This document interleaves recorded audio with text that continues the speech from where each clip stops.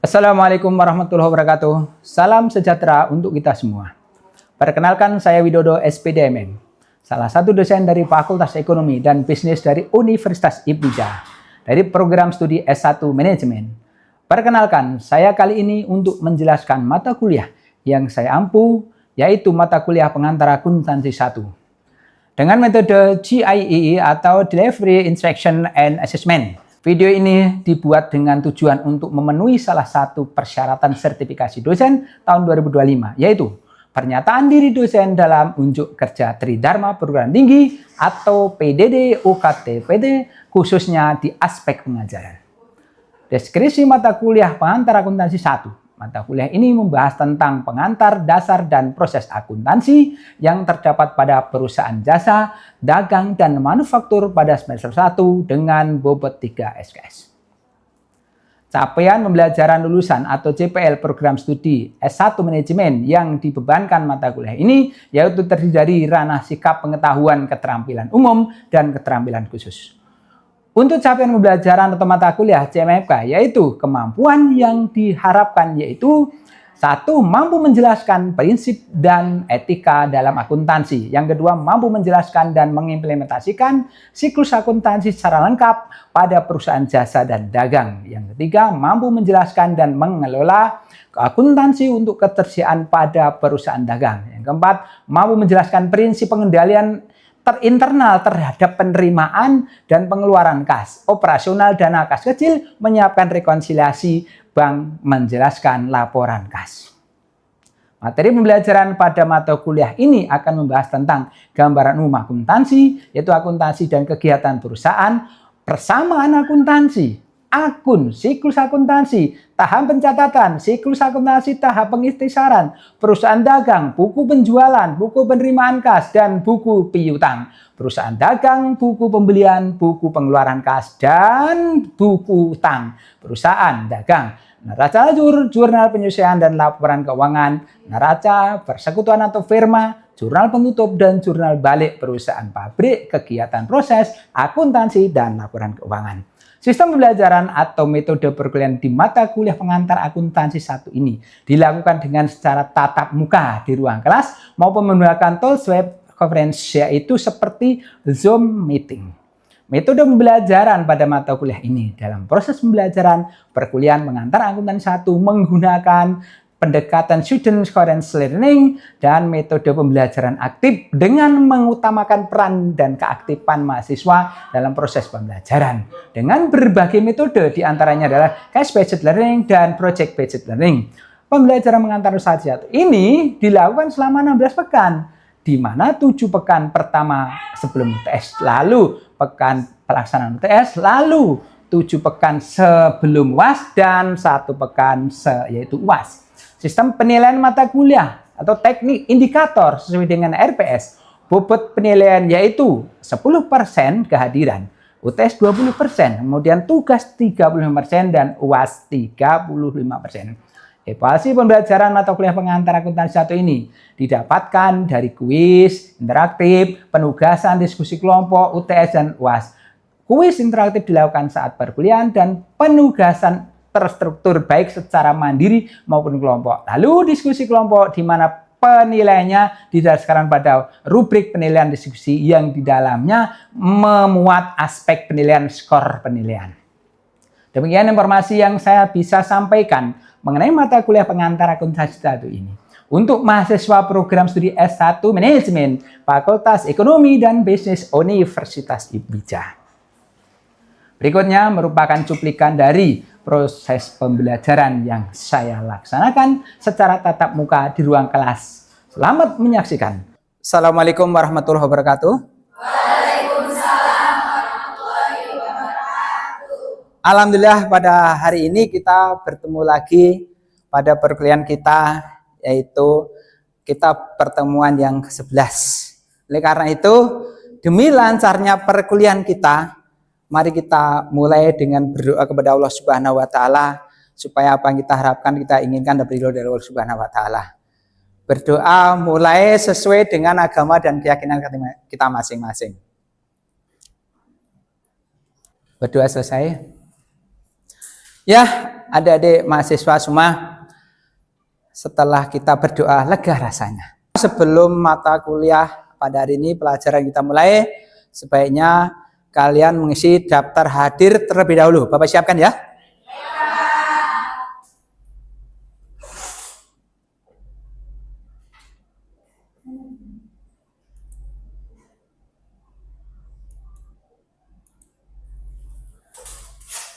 Ya, dipersilahkan semua pegang HP ngisi daftar hadir. Apabila nanti ada kendala secara online ini kita bisa manual ya. Mari kita mulai perkuliahan kita pada hari ini. Kita akan berbicara tentang pertemuan kita 11 yaitu tentang neraca lajur. Orang sering mengatakan neraca lajur itu apa? Mengatakan worksheet, lembar kerja, kertas kerja, dan lain sebagainya. Betul? Orang-orang, para karyawan, mahasiswa, dan dosen sendiri kadang-kadang kalau berbicara neraca lajur itu ada yang mengatakan ribet, panjang, ruwet, begitu ya. Oleh karena itu supaya kesannya tidak sulit, tidak susah, dan kita tidak mengalami kesulitan, maka yuk kita bahas tentang neraca lajur.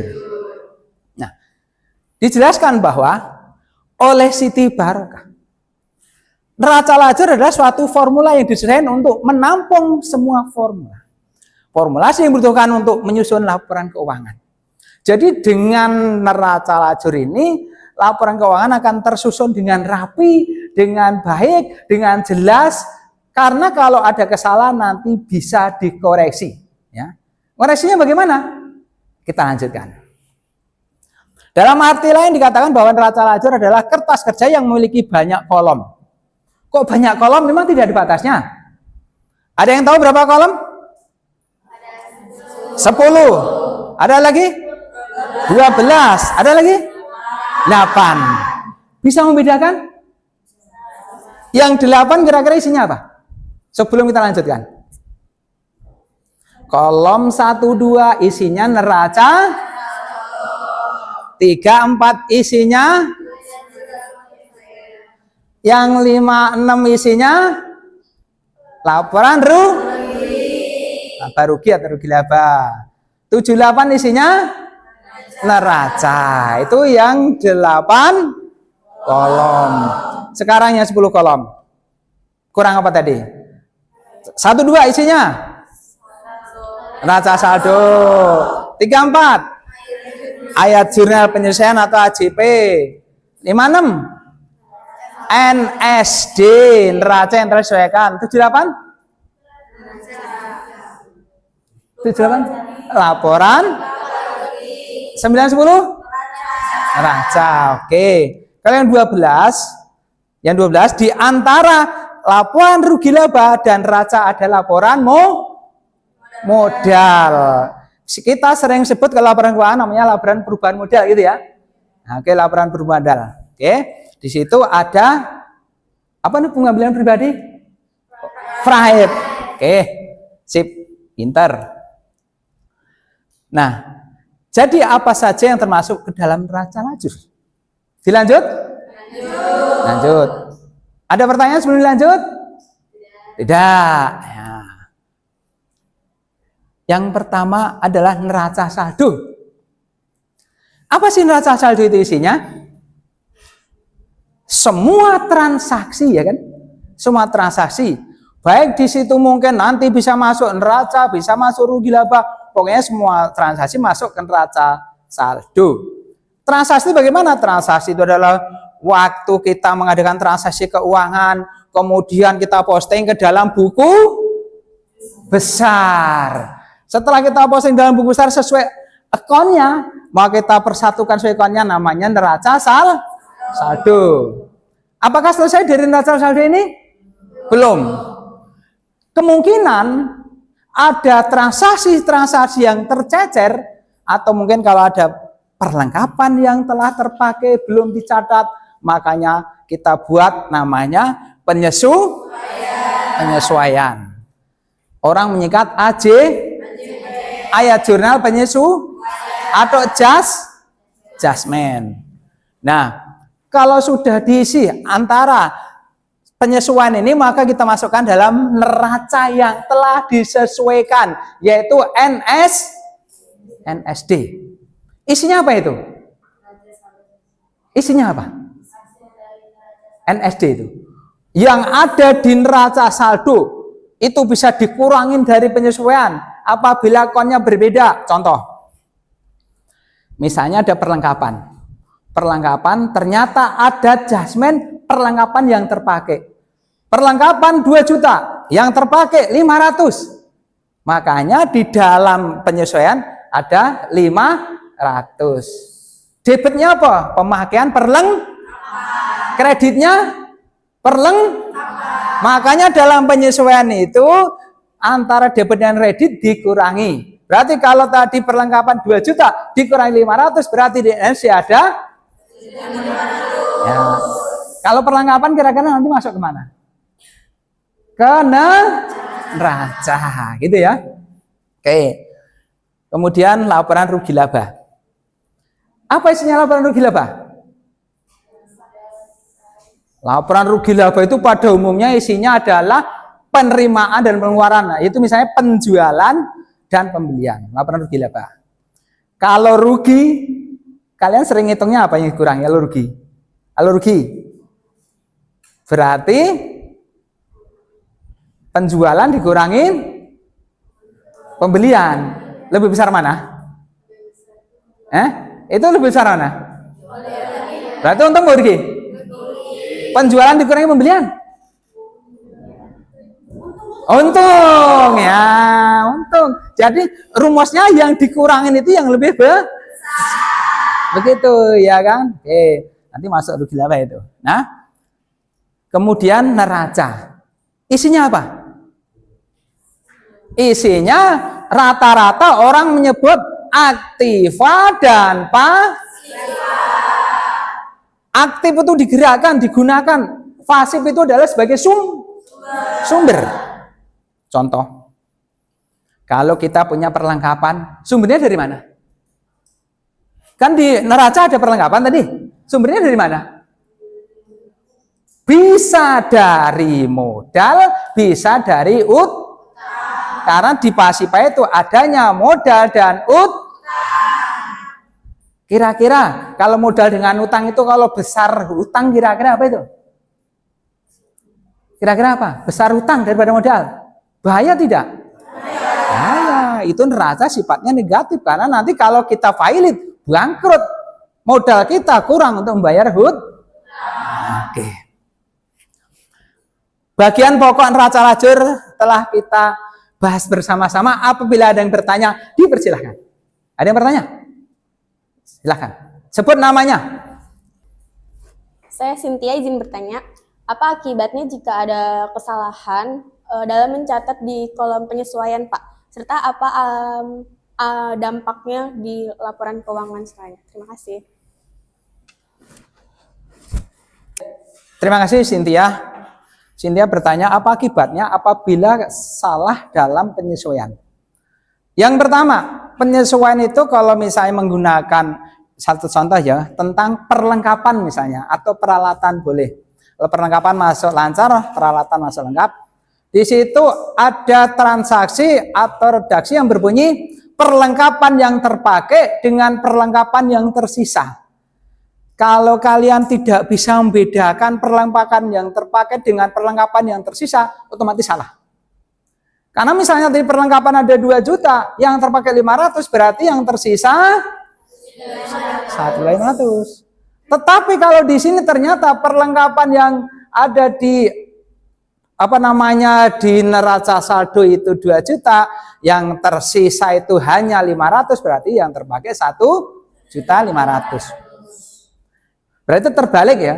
Jadi nanti kalau misalnya kalian mengerjakan soal ataupun kerja dan sebagainya, tolong dicermati tersisa atau terpakai. Pasti akan salah nanti, baik di dalam laporan neraca tadi. Jadi nanti neracanya akan terbalik. Dampaknya bagaimana? Kalau Anda menjadi petugas, menjadi bagian keuangan outlet, melaporkan ke manajer, otomatis kalau salah dampaknya tidak akan diterima kan laporannya, dikembalikan, suruh ngoreksi kembali. Bagaimana Cynthia? Terima kasih. Ada lagi pertanyaan? Ada lagi? Ya, siapa? Nasyan. Saya Nosyan ingin bertanya, kenapa neraca lajur sering dianggap kertas kerja bukan laporan keuangan resmi? Terima kasih. Ya, pertanyaan Nosan, kenapa neraca lajur itu adalah dianggap sebagai lembar kerja atau kertas kerja, bukan laporan keuangan? Jadi Nosan dan kawan-kawan, bahwa neraca lajur itu lengkap. Di situ ada neraca saldo, ada penyesuaian, ada namanya NSD, ada yang namanya rugi laba, mungkin adanya laporan modal, dan juga ada neraca. Dikatakan neraca lajur itu bukan laporan keuangan, tapi bagian. Karena ketika kita ingin membuat laporan keuangan, bisa diawali kita buat menggunakan neraca lajur terlebih dahulu. Itu kira-kira Nosan? Dan juga tidak harus pakai neraca lajur. Dulu pertemuan yang kedua kita sudah membahas bahwa laporan keuangan kita awali dengan transaksi, kemudian jurnal, kemudian buku besar, kemudian kita masuk ke dalam laporan keuangan, yaitu ada neraca, ada laporan perubahan modal, ada laporan rugi laba. Itu waktu kita pertemuan di pertemuan kedua. Masih ingat? Terima kasih. Oke, selanjutnya kita bahas tentang manfaat, ya, tentang manfaat dari neraca lajur. Yang pertama sebagai referensi dalam pembukuan ayat jurnal penutup. Kenapa ada ayat jurnal penutup? Karena ketika kita akhir tahun akuntansi atau akhir bulan akuntansi, akhir tahun itu biasanya tanggal berapa? 31 Desember. Supaya tidak ada jurnal yang berbenturan akan ditutup terlebih dahulu. Sehingga nanti ada akun baru yang buka, dan nanti kalau misalnya ternyata akan dibuka, nanti ada namanya jurnal pembalik. Kemudian referensi dalam memeriksa data yang akan disajikan dalam laporan keuangan. Dengan adanya neraca lajur bisa sebagai referensi atau patokan standar dasar, ada kesalahan tidak itu? Kesalahan di mana? Yang tadi kalau kita membuat misalnya dalam neraca saldo kurang, ternyata dicatat dalam transaksi adjustment, laporan penyesuaian tadi, berarti ada transaksi tambahan. Misalnya tadi ada perlengkapan yang terpakai sekian, perlengkapan yang tersedia sekian. Itu memeriksa data yang belum disajikan, maka dengan adanya neraca lajur, kesalahan-kesalahan atau kekurangan pencatatan akan ditambahkan supaya neraca tersebut benar adanya sesuai dengan transaksi. Petunjuk bahwa prosedur yang dilakukan untuk laporan keuangan sudah dilaksanakan. Kalau kalian lah ujuk-ujuk tiba-tiba sekonyong-konyong buat laporan keuangan, ini dasarnya mana? Kronologisnya mana? Kok tahu-tahu Anda melaporkan bahkan laporan kalian ini dalam keadaan rugi misalnya. Gitu misalnya ya. Kalau kita membuat laporan keuangan seadanya, kadang-kadang dibuat rugi. Itu trik, ada yang begitu ya. Nah, oke. Dengan adanya petunjuk dan neraca lajur, insya Allah semua akan namanya transparan, sekecil apapun. Berikutnya menggolongkan, meringkas, dan mengevaluasi pencatatan transaksi. Digolong-golongkan.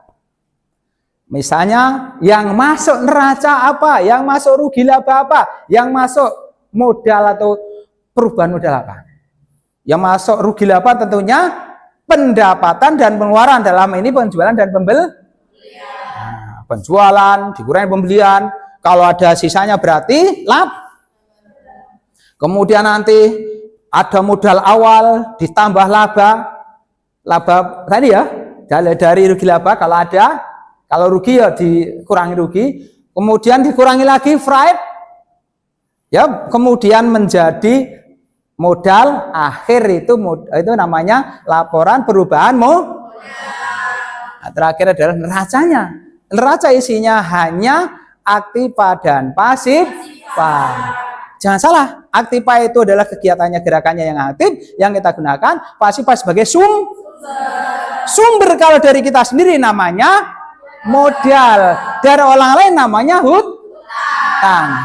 Nah, kemudian mempermudah menemukan kesalahan pada saat pembuatan jurnal penyesuaian. Kalau banyak transaksi yang tidak sinkron, itu makanya ada jurnal penyesuaian. Itu manfaatnya ya. Oke? Lanjut apa bertanya? Lanjut. Nah, ini salah satu contoh. Neraca saldo. Yaitu neraca saldo tadi ini kalau dalam kolom tadi kolom rugi laba, kolom neraca lajur, neraca saldo ini adalah kolom yang pertama dan yang kedua. Oke. Ya. Neraca saldo. Kalau kita ingin mengerjakan neraca lajur, dasarnya kita punya neraca saldo. Setelah ada neraca saldo, kira-kira perlu apa? Perlu transaksi AJP tidak? Kalau memang ada transaksi yang tercecer, berarti perlu AJP. Ya, berarti ada transaksi-transaksi yang belum tercatat. Kalaupun tidak ada, kemungkinan ya kita lanjut, bisa juga kira-kira. Bisa tidak? Bisa saja, tinggal mengelompokkan ini kan. Tapi tidak ada penyesuaian. Contoh lagi. Nah, ini contoh dari yang namanya jawaban dari penyesuaian. Tadi seperti yang ditanyakan tadi. Kalau misalnya beban perlengkapan 500, kemudian kreditnya 500, tadi ada contoh pertanyaan tadi. Jawabannya sudah ada tapi pertanyaannya belum ada. Nah, kalau jawabannya sudah ada, ini pertanyaannya apa kira-kira ini? Yang paling atas 500 deh. Kira-kira apa itu? Nah, berarti pemakaian atau bukan perlengkapan, ya kan? Berarti kalau seperti itu mengurangi ini salah satu contoh, ya kan? Dan seterusnya. Kemudian, nah, ini misalnya, kalau kita buat keseluruhan, ini contoh dari neraca lajur. Ini neraca lajur berapa kolom? Berapa kolom? 10. Kalau kita jadikan 8 kolom, mana yang harus hilang? AJP? NSD. Neraca saldo yang telah disesuaikan. Bisa tidak dihilangkan? Bisa. Yang penting kita sudah canggih, sudah pinter, sudah hafal, ya kan? Tidak perlu yang namanya tidak perlu namanya neraca saldo disesuaikan. Jadi tinggal kolom ini diambil, ya. Kalau yang di AJP tidak ada, ngambil yang di neraca saldo. Kalau di sini masuk aktiva, masuk pasiva, masuk ke neraca. Kalau misalnya beban dan biaya masuk rugi. Kalau misalnya neraca lajur yang 12 kolom, berarti antara rugi laba dengan neraca ini ada kolom tertentu, yaitu laporan modal. Jadi kalau ini ada FRIP, ya, FRIP ini nanti tidak masuk ke neraca tapi masuk ke kolom perubahan modal, seperti itu. Oke, sampai di sini ada pertanyaan? Tidak. Kalau tidak ada, nanti ini Bapak siapkan soal, habis ini kerjakan ya. Nah, nanti pokoknya kalau bisa mengerjakan neraca lajur ini bagus, minimal amin. Nah, kalau tidak mengerjakan minimal dimin. Itu. Oke, dari mahasiswa semua, telah kita bahas tentang neraca lajur, baik bagaimana caranya, bagaimana asalnya, apa manfaatnya, tujuannya. Kemudian kita telah ilustrasikan dalam bentuk neraca lajur yang lebarnya seperti ini, neraca lajur 2 kolom, namanya 10 kolom. Ya, kira-kira ada kesan apa dengan neraca lajur ini? Satu, kita bisa mengevaluasi kesalahan, betul? Yang dua, kita bisa membedakan antara pemakaian dan sisa. Tadi pemakaian perlengkapan dan sisa perlengkapan. Yang ketiga, kita bisa membedakan laporan modal. Yang kalau 10 kolom tidak ada kolom tersendiri, kalau 12 kolom ada. Yang berikutnya, kalau kita hanya membuat 8 kolom, maka itu bagi mahasiswa yang sudah canggih, tidak perlu NSD, ya kan? Tidak perlu NSD pun bisa, kan itu ya. Jadi apa namanya neraca saldo, AJP langsung rugi laba langsung neraca, gitu kira-kira ya. Oke, terima kasih adik-adik mahasiswa semua yang telah mengikuti mata kuliah kita pada sini, yaitu sesi yang ke-11 tentang neraca lajur. Setelah ini kita bahas tadi, tentunya Bapak sebagai dosen sudah percaya bahwa adik-adik mahasiswa semua bisa mengerjakan, bisa melakukan dan bisa melaksanakan. Oleh karena itu, setelah ini nanti akan Bapak berikan soal, dikerjakan nanti ya. Kalau tidak dikerjakan, awas, hati-hati. Pengen naik tingkat tidak? Oke, oleh karena itu kerjakan semampu kalian. Mudah-mudahan kalian berhasil nanti mencapai gelar sarjana manajemen. Terima kasih. Assalamualaikum warahmatullahi wabarakatuh.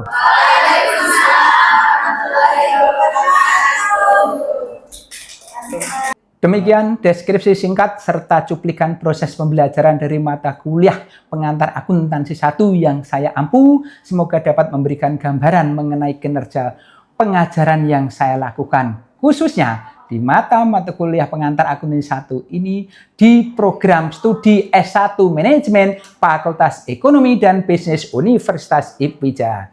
Saya mengucapkan terima kasih kepada seluruh tim penilai dan tim panitia sertifikasi pendidik untuk dosen tahun 2025, khususnya dari Kementerian Pendidikan Tinggi, Sains dan Teknologi. Tidak lupa juga saya mengucapkan terima kasih kepada Universitas IPIJA, rekan sejawat dosen, dan rekan-rekan mahasiswa. Demikian yang dapat saya sampaikan. Atas kekurangannya saya mengucapkan mohon maaf yang sebesar-besarnya. Wabillahi taufiq wal hidayah. Wassalamualaikum warahmatullahi wabarakatuh.